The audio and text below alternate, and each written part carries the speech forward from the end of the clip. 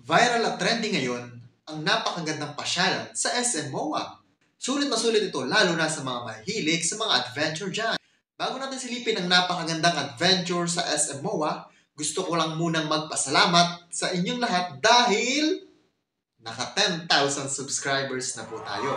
At maraming salamat po sa walang sawang suporta po. At kung hindi po dahil sa inyo, hindi ko makukuha ang 10,000 subscribers. At kung hindi ka pa po nakasubscribe sa aking YouTube channel, isubscribe mo na yan. At baka malay natin, after 10 years ay maka 100,000 subscribers na po tayo. So sa mga hindi po nakakakilala sa akin, ako po si Boy Sausaw, ang Sausawero, sa issue ng iba.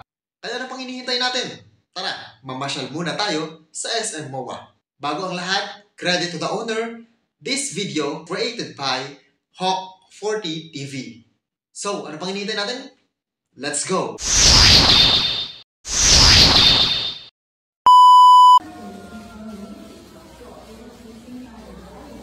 Hi guys!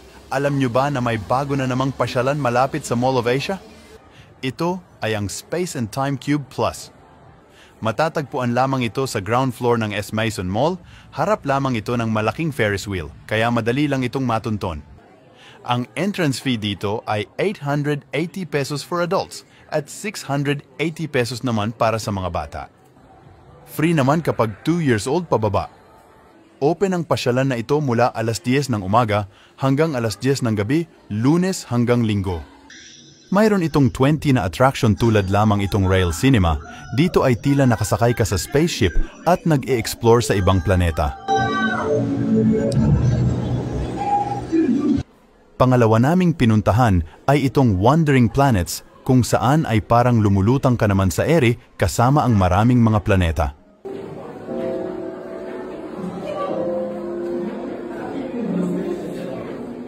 Meron din ditong Mirror Maze. Dito ay kailangan mong kapain ang iyong dinadaanan para hindi mo mabangga ang salamin.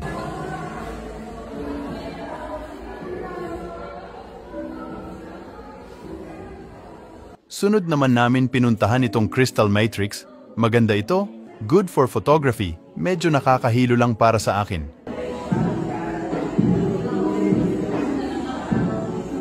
Kung gusto mo naman magpapawis, ay meron din ditong Dance Cube. Kung gusto mo naman ng mala-aquaman ang datingan, ay meron din sila ditong underwater pool. Dito ay tila humihinga ka naman sa tubig. Sam-sam! Kapag pagod ka naman, ay pwede ka din muna magpahinga sa kanilang train na tila tumatakbo ng mabilis. Kung gusto mo naman ng kakaibang experience, ay meron din sila ditong upside down stairs, upside down world, at tilted room. Kailangan mo lang dito maging magaling sa posing at camera angle. Ang pinakagusto ko naman dito ay itong Space and Time Tunnel.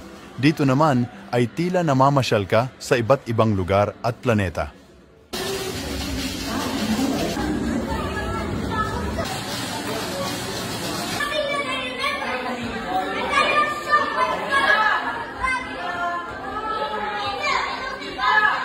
Kung gusto mo naman maglaro kasama ang iyong mga anak, ay meron din ditong electronic shooting, temple run,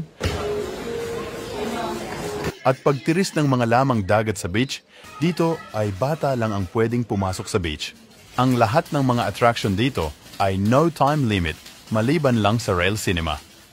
Kaya, ano pang hinihintay nyo? Sugod na sa Space and Time Cube Plus.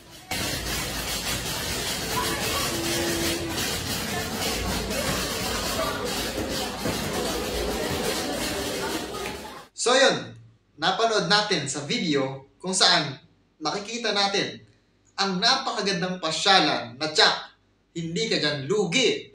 Kung papasok ko dyan, sulitin nyo na dahil sabi lang sa video is walang limit yung oras kapag once na pumasok ka dyan.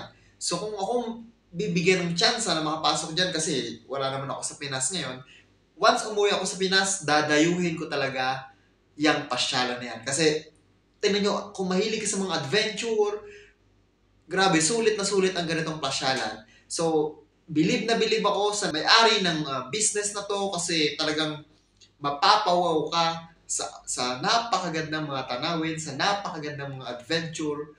Talaga namang Alam niyo yun, sa buong buhay ko, kung makakapunta ako dito for the first time, na makakakita ako ng mga ganyang bagay, promise yan. So, kayong mga nasa Pinas, huwag nyo nang palambasin ito. Puntahan na po natin ito, pasyalan na po natin ito, tsak na tsak na mag-enjoy kayo doon sa mga napakagagandang view. So, once again, this is Boy Sausaw, ang Sausawero sa issue ng iba. Thank you so much for watching.